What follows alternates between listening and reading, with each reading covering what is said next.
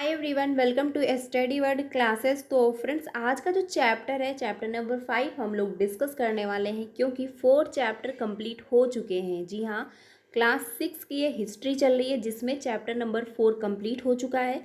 Chapter number 5 जो है आज हम डिस्कस करने वाले हैं, जिसका जो है नाम है राज्य, राजा और एक प्राचीन गढ़ राज्य। ठीक है, इसकी प्लेलिस्ट बनाई हुई है, तो जा करके आप चैप्टर वाइज जो है क्लासेस ज्वाइन कर सकते हैं अगर आपने ज्वाइन नहीं किया हुआ है। क्योंकि चैप्टर वाइज जब आप क्लासेस ज्वाइन करेंगे, चैप्टर वाइज जब एनसीईआरटी फॉलो करेंगे, तो आपके एसएसटी में अच्छा स्कोर बन पाएगा और पेपर 2 क्वालिफाई भी हो पाएगा। जब तक आप एनसीईआरटी पढ़ोगे नहीं, तब तक आपका जो है पेपर 2 क्वालिफाई होने में बहुत ज़्यादा प्रॉब्लम क्रिएट होगी। ठीक है, तो डेली ये क्लास आपको 5 बजे मिलती है और 3 बजे भी क्लास होती है, जिसमें हम लोग जो है सीडीपी डिस्कस करते हैं, और 5 बजे जो है हम लोग सोशल साइंस डिस्कस करते हैं पेपर 2 के लिए। ठीक है, तो आप लोग डेली मेरे साथ ज्वाइन हो सकते हो। संडे को जो है हम लोग पीवाईक्यू क्वेश्चन भी करते हैं, तो आप लोग संडे को पीवाईक्यू क्वेश्चन में भी जो है ज्वाइन हो सकते हो। तो चलिए फिर आज की क्लास को स्टार्ट करते हैं। चैनल पर पहली बार आए हो तो चैनल को सब्सक्राइब कर लीजिएगा, क्योंकि टीचिंग से रिलेटेड आपको सारी अपडेट जो है वो टाइम से मिल जाती है और जो है क्लासेस भी आपको प्रोवाइड की जाती हैं। तो चलिए फिर क्लास को आज की स्टार्ट करते हैं। आज का जो चैप्टर है राज्य, राजा और एक प्राचीन गढ़ राज्य। ठीक है, जब हम लोग पीवाईक्यू क्वेश्चन करेंगे तो हम लोग लाइव करने वाले हैं, तो आप लोग ज्वाइन जरूर होइएगा। तो चलिए फिर आज की क्लास को स्टार्ट करते हैं। इसमें कहा गया है कि अश्वमेध जो है यज्ञ एक ऐसा ही आयोजन था, इससे जो है एक घोड़े को राजा के लोगों की देखरेख में स्वतंत्र विचरण के लिए छोड़ दिया जाता था। ठीक है, एक जो घोड़ा होता था उसको स्वतंत्र विचरण के लिए छोड़ दिया जाता था। इस घोड़े को किसी दूसरे राजा ने रोका तो उसे वहाँ जो है अश्वमेध यज्ञ कराने वाले राजा से लड़ाई करनी पड़ती थी। यानी जो भी रोकता था उससे जो है उसको लड़ाई करनी पड़ती थी। अगर उन्होंने घोड़े को जाने दिया तो इसका मतलब यह होता था कि अश्वमेध यज्ञ करने वाला राजा उनसे ज़्यादा शक्तिशाली था। ठीक है, इसके बाद उन राजाओं को यज्ञ में आमंत्रित किया जाता था। यह यज्ञ जो है विशिष्ट पुरोहितों द्वारा संपन्न किया जाता था। इसके लिए उन्हें जो है उपहारों से सम्मानित किया जाता था। अश्वमेध यज्ञ करने वाला राजा जो है बहुत शक्तिशाली माना जाता था। ठीक है, जो अश्वमेध यज्ञ करवाते थे वो काफ़ी शक्तिशाली माने जाते थे। यज्ञ में आमंत्रित सभी राजा जो है उनके लिए उपहार लाते थे। जो भी जाता था वो उपहार लेकर जाता था। इन सभी जो है आयोजनों में राजा का मुख्य स्थान होता था। उसे जो है राज सिंहासन या फिर बाघ की खाल के एक विशेष आसन पर बैठाया जाता था। युद्ध क्षेत्र में राजा का जो है सारथी ही उसका सहचर होता था। यज्ञ के अवसर पर वह राजा की जो है विजयों तथा अन्य गुणों का जो है गान करता था। राजा के सगे संबंधी खासकर जो है उसकी रानियों तथा पुत्रों को भी कई छोटे छोटे अनुष्ठान लेने होते थे।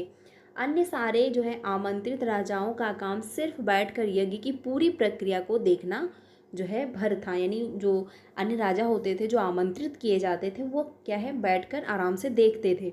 राजा के ऊपर जो है पुरोहित पवित्र जल के छिड़काव के साथ साथ अन्य कई अनुष्ठान करता था। विष अथवा वैश्य जैसे सामान्य लोग उपहार लाते थे, जिन्हें जो है पुरोहित शूद्र मानते थे। उन्हें कई अनुष्ठानों में शामिल नहीं किया जाता था। ठीक है, क्योंकि क्या इन्हें जो है अपवित्र माना जाता था पुराने टाइम में, तो इसलिए ज़्यादातर जो अनुष्ठान होते थे उसमें शामिल नहीं करते थे। अब हम लोग बात कर लेते हैं वर्ण के बारे में, देख लेते हैं।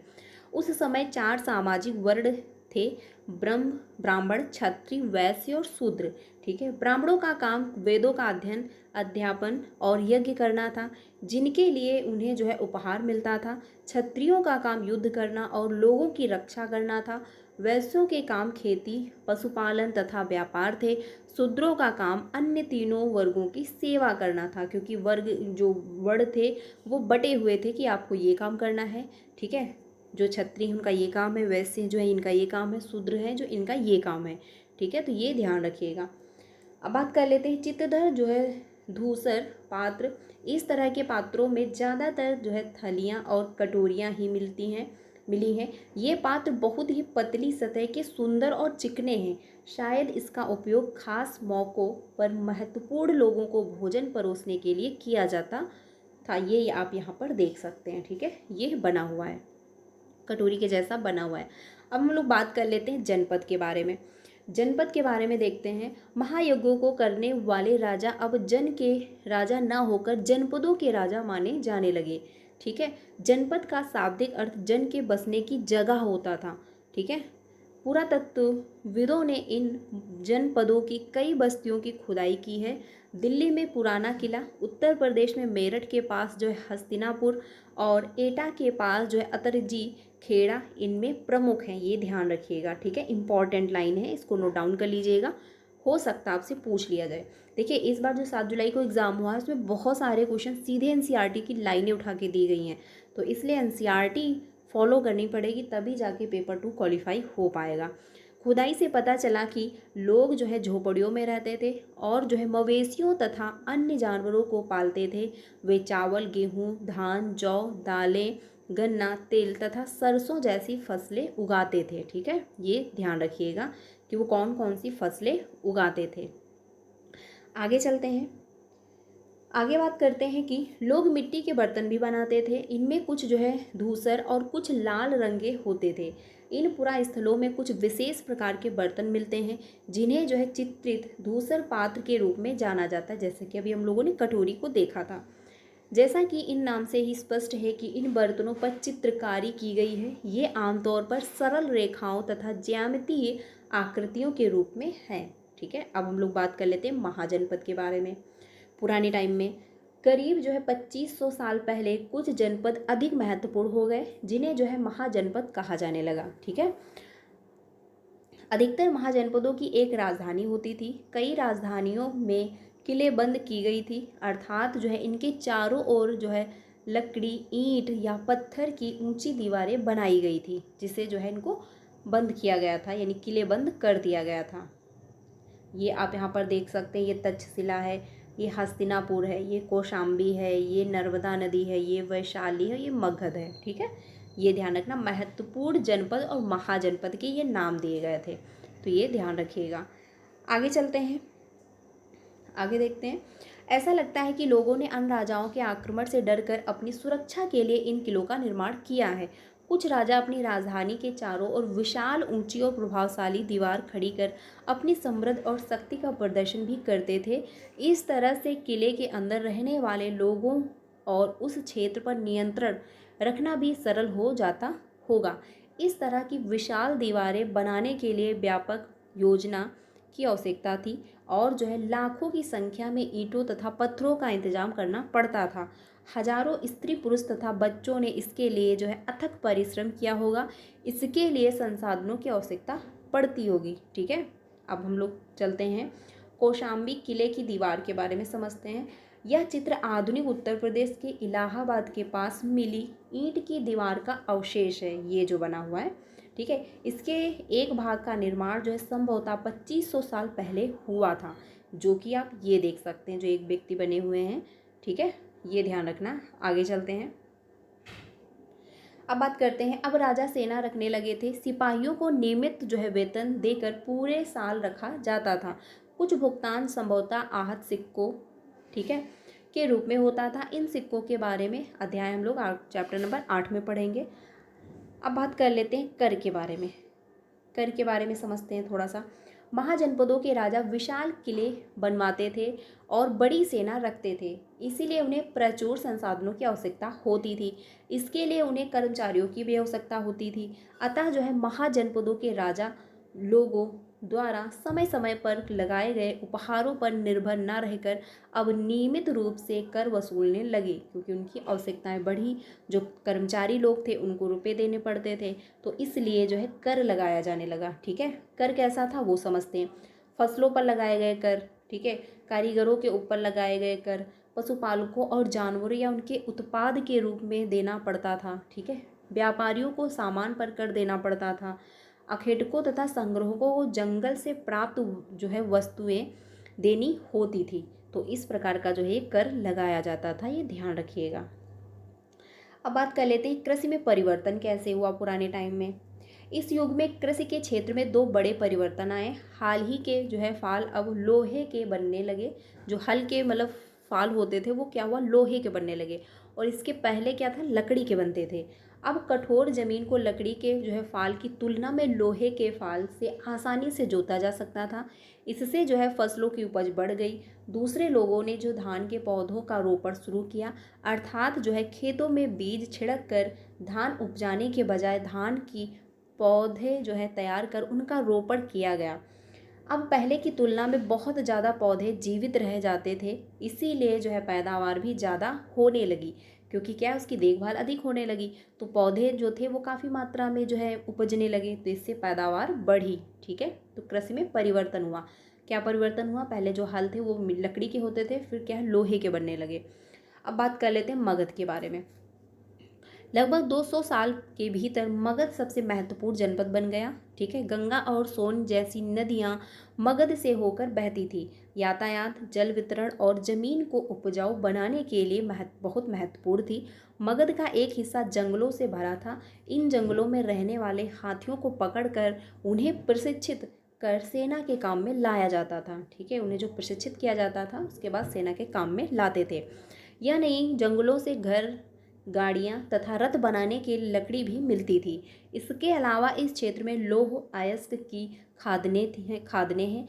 मजबूत औजार और हथियार बनाने के लिए बहुत उपयोगी थे। ठीक है, मगध में दो बहुत ही शक्तिशाली शासक बिंबिसार तथा अजातशत्रु हुए। अन्य जनपदों को जीतने के लिए हर संभव साधन अपनाते थे। महाजनपद महाजनपद एक और महत्वपूर्ण शासक थे। उन्होंने अपने नियंत्रण का क्षेत्र इस उपमहाद्वीप के उत्तर पश्चिम भाग तक फैला लिया था। बिहार में जो है राजगृह कई सालों तक मगध की राजधानी बनी रही। ठीक है, तो ये ध्यान रखना, बिहार में जो राजगृह है वो क्या है, मगध की कई सालों तक राजधानी बनी रही थी। ठीक है, ये ध्यान रखिएगा। बाद में पाटलिपुत्र को राजधानी बनाया गया। अगर आपसे पूछ लिया जाए कि मगध की सबसे पहले राजधानी कौन सी थी, तो बिहार में राजगृह थी। ठीक है, ये ध्यान रखना। 2300 साल पहले भी जो है 2300 साल से भी पहले की बात है, मेसिडोनिया का राजा सिकंदर विश्व विजय करना चाहता था। पूरी तरह जो है सफल न होने पर भी वह मिस्र और पश्चिमी एशिया के कुछ राजाओं को जीतता हुआ भारतीय उपमहाद्वीप में ब्यास नदी के किनारे तक पहुंच गया। अब जो है उसे मगध की ओर कूच करना चाहा, तो उसके जो है सिपाहियों ने इनकार कर दिया। वे इस बात से भयभीत थे कि भारत के शासकों के पास पैदल रथ और हाथियों की बहुत बड़ी जो है सेना थी।